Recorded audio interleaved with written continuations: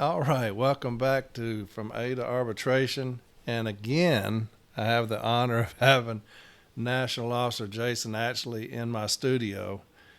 Today, he's going to talk about unauthorized overtime and discipline coming from unauthorized overtime. And to me, it's a difficult one for us to defend.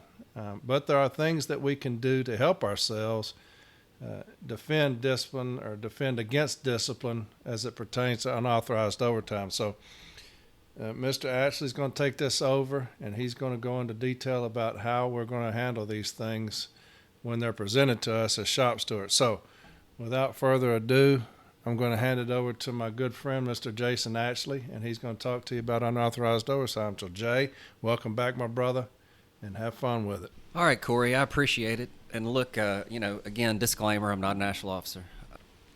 I've really enjoyed, I've had a blast here in the palatial From A to Arbitration studios today. It's an honor to be invited. Corey's right. Look, this unauthorized overtime is something that we face a lot. And there's some things we can do to help defend our brothers and sisters with this. Now, there's another friend of ours, mine and Corey's, who's also an advocate down in Mississippi, and this is his pet peeve. We'll refer to him as the commish. The commish has had a lot of these unauthorized overtime cases, and for whatever reason, locally we have not made the arguments that we should make. And so he's had a very hard time with these cases, trying to get these arguments in at the hearing. With that being said, he's been very successful at doing so. And now when we talk about unauthorized overtime, it's going to start in the morning, right? When you get your mail, it's a Monday, it's a day after a holiday, it's every day if your route's overburdened. When it comes time to fill out that 3996. So you fill out the 3996, and look, one thing I want to stress, I see this a lot on the workroom floor. The 3996 is not a negotiation. Okay, we're not going to we're not going to start out asking for an hour. Management says, I'll give you 30. Okay, how about 45? That's not how it works. The 3996 is your estimate of your workload. That's how it is. And just off the bat here, I want to talk about a step 4 that deals with this. It's M00464. And what this step 4 says is, we find that local management can properly request letter carrier employees to estimate their workload to the best of their ability when the employees request overtime or auxiliary assistance. The information obtained by the carrier's estimation is not intended to be used to discipline carriers or to set work standards. That's very strong language there from the national parties at the step 4 level when we're talking about unauthorized overtime. The 3996 is just an estimate. That's all it is. You've got no idea what might happen out there on the route that day. Everybody knows that. So just keep that step 4 in mind when you're facing unauthorized overtime discipline. To me, the most important thing when it comes to defending against unauthorized overtime discipline is to educate your members, educate your letter carriers on how to handle these situations. If we handle them properly, there's nothing management can do to make some discipline for this stuff stick, okay? We've got to be sure that people, number one, fill out a 3996 in the first place. Fill it out completely, all right? And then, like I said, it's not a negotiation. If you request an hour of overtime and management approves 30 minutes, you've done what you're supposed to do in the morning. That's all. There's no need to argue. There's no need to fuss and fight. There's no reason to take offense. It is what it is at that point. All you can do is finish casing your mail, load your truck, and go out to the street and do the best you can do. Now, if you run into that situation where either all or some of your overtime has been disapproved in the morning, then your members need to be sure to know that at some point during the day, they need to make a call back to the office. I know a lot of people, they don't like to use their personal phones, and I get that. But this is a situation where it can be really helpful to you when we're talking about unauthorized overtime. What we want to do as carriers is to make management make the decisions. Okay, we don't get paid near enough to do their job for them. All right, make them do their job. So When some or all of our overtime gets disapproved, we're out on the street. We realize we're not going to get back by the time they gave us that morning. We got to call back to the office, use the scanner to text back or whatever. Something. We've got to make some contact with them to let them know, number one, we can't make it back when they want us back. And number two, what do I need to do with the mail? All right. So now that puts the ball back in management's court. At that point, they're going to tell you one of two things, or they should tell you one of two things. They're going to tell you, one, continue delivering your mail, or they're going to tell you, two, bring the mail back in 8 hours, or in the amount of overtime I approved. Okay, so if that happens, that's the ideal scenario. You've got clear, concise instructions on what to do, so you do it. Simple as that.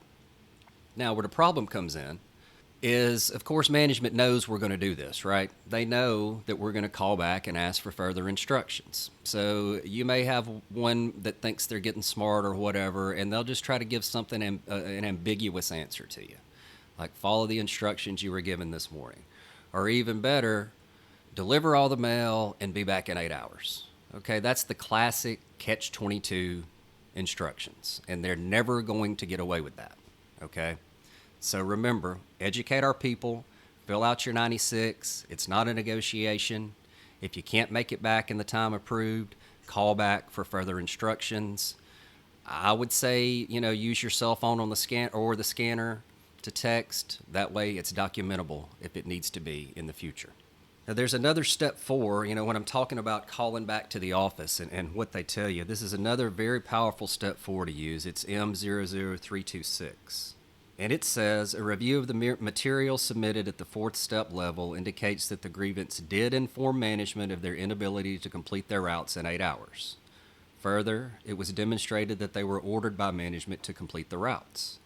Although there was no expressed authorization to complete the delivery of the mail on an overtime basis, the permission would be inherent in the authorization to continue delivery after notification that the grievance were unable to complete the routes.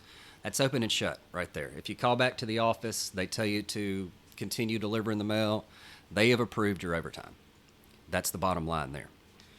Now, one other sort of facet to this issue is PS Form 1017B, and that is the Unauthorized Overtime Report. So how that's supposed to work is anytime there's quote-unquote unauthorized overtime in the office, management is supposed to notate that on this report. They're also supposed to come ask the carrier, hey, what happened? Why didn't you make it back, in your allotted time yesterday? A lot of people, it seems like, are not even aware that the 1017B report exists. So remember that if you're facing this situation, PS Form 1017B. And I guarantee you, 95% of the time, if you request this report, what you're going to find is either A, they don't have one, they don't keep one up, or B, they have one, but they have not approached the carrier to figure out what happened that day.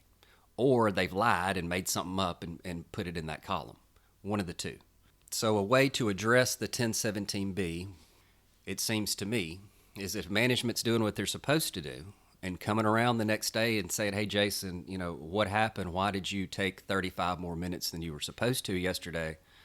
First thing I'm going to do is ask for my shop steward, because it sounds to me like they finna try to discipline me.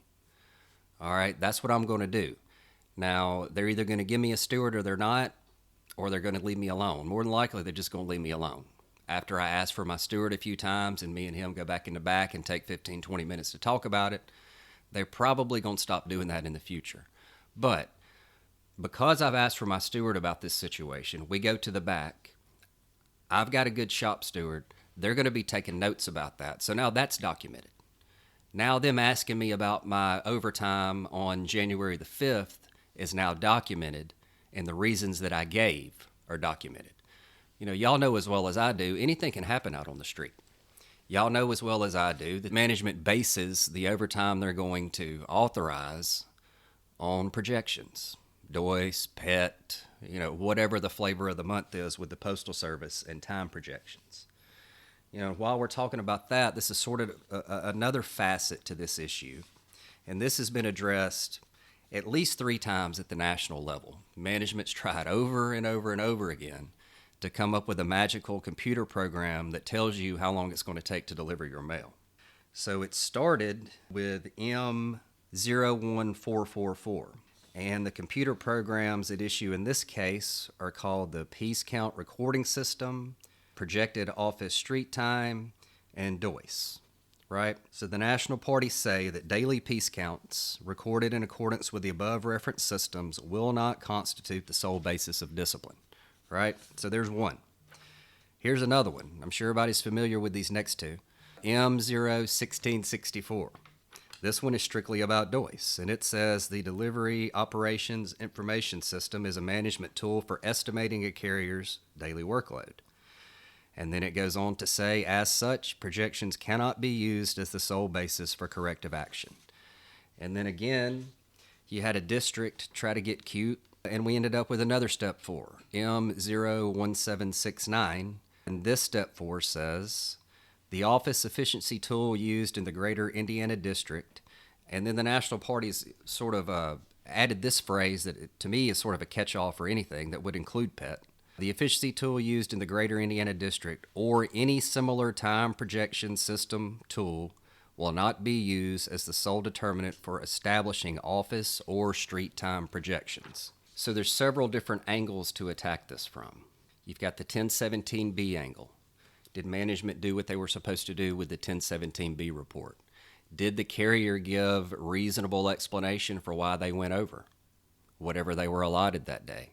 You know, there might have been a Christmas parade or a train. You know, y'all know what I'm talking about. Might be bad weather. All these things are something that these projection tools don't take into account, especially now with the parcel volume like it is. To me, the projection tools management uses have never been more inaccurate than they are now. With the decline in first-class mail volume, letter flats, and the increase in parcels, there's no way that these projection tools can be accurate when we're talking about the parcel volume that letter carriers deal with now.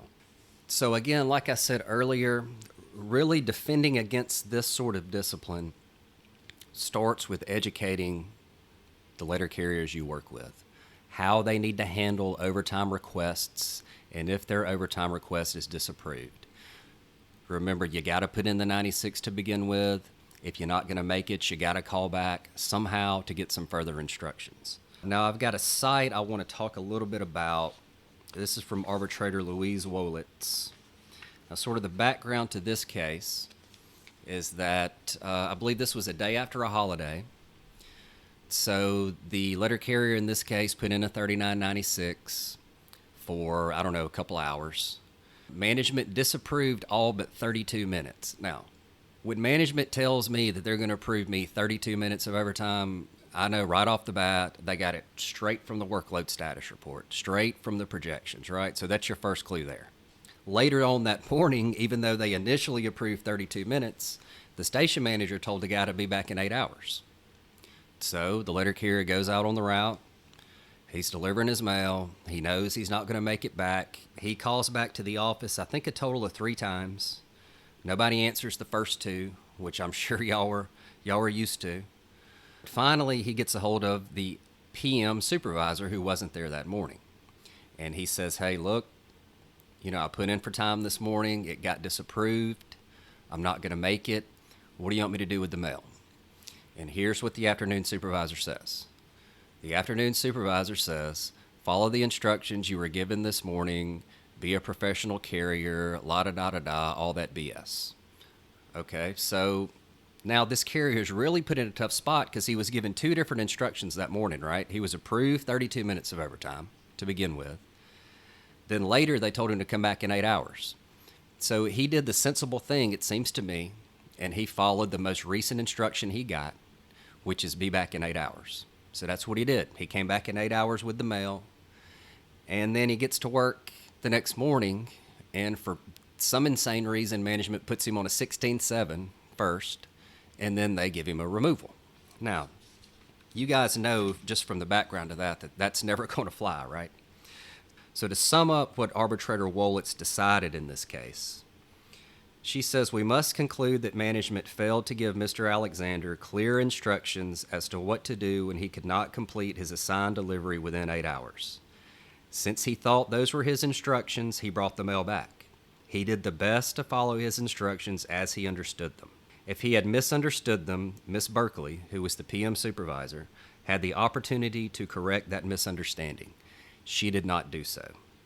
And obviously, the guy was brought back to work and the removal was rescinded and expunged. So that's just a few tips on how to address unauthorized overtime.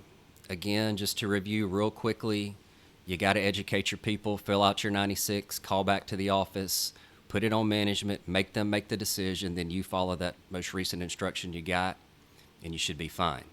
Shop stewards, 1017B report. You get some discipline for unauthorized overtime, pull that report, see what it says. Confirm with your carrier that it even happened, that management even came to him and asked, hey, what took you so long that day? Confirm that the answer they have on the report is the answer he gave. Even better, educate your people to ask for their steward when management comes around the next day, talking about why did you work this unauthorized overtime. Use the step 4s we talked about. M00464, M00326. Use both of those that talk about the 3996 isn't to be used for discipline. Talking about the inherent authorization when you call back to the office. Use those step 4s. Use the step 4s related to projections, 1444, 1664, 1769. Use those in your files as well. And since Corey doesn't normally do this, I haven't heard it yet on one of his episodes, I'm going to ask you guys to subscribe, to rate, and to comment on the From A to Arbitration podcast. Thanks.